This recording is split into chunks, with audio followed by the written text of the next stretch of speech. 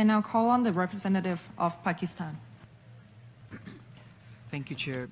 I'm compelled to take the floor in response to the statement made by the Indian ambassador.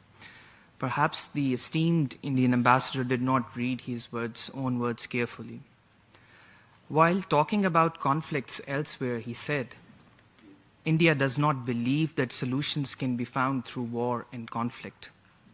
Yet it was India that launched unprovoked aggression against Pakistan on the night of 7th May 2025, an act that plunged the entire region into crisis. Hostilities ceased only on 10th May, following Pakistan's position of strength after downing of 7 Indian aircrafts and the request of a ceasefire that came from India, facilitated by President Trump and other friendly countries. President Trump has spoken countless times about it. India to this day refuses to acknowledge the very mediation that helped it escape its own misadventure.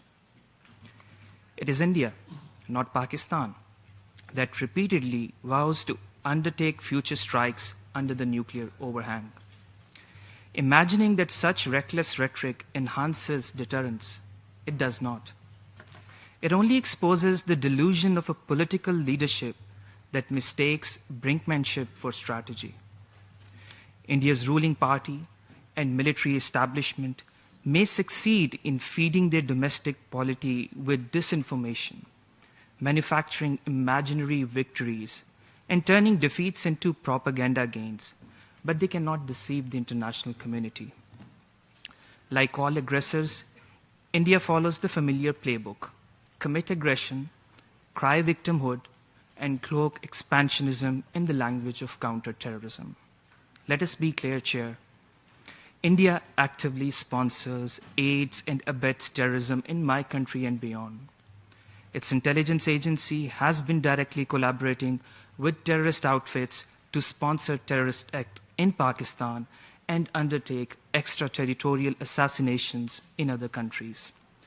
Pakistan has sacrificed over 90,000 lives in the global fight against terrorism and remains one of its most steadfast partners of the international community. Chair, India boasts of its no first use doctrine, but conveniently omits the exceptions in policy statements by its own leaders that contradict this claim. If India truly seeks nuclear risk reduction, why has it avoided the bilateral dialogue on these issues since 2012? Chair, for decades, strategic stability between any two nuclear-armed states has relied on mutual risk awareness and crisis communication. This delicate balance has prevented catastrophe even in moments of high tension.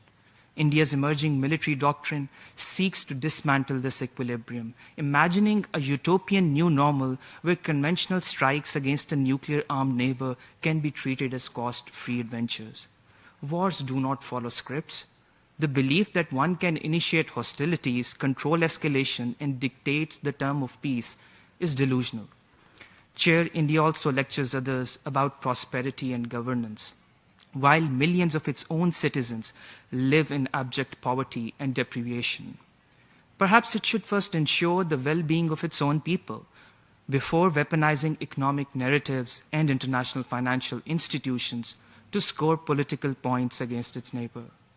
Chair, India would do well to abandon its self-serving fiction, shed the arrogance of impunity, and return to serious result-oriented dialogue for peace, stability, and conflict prevention.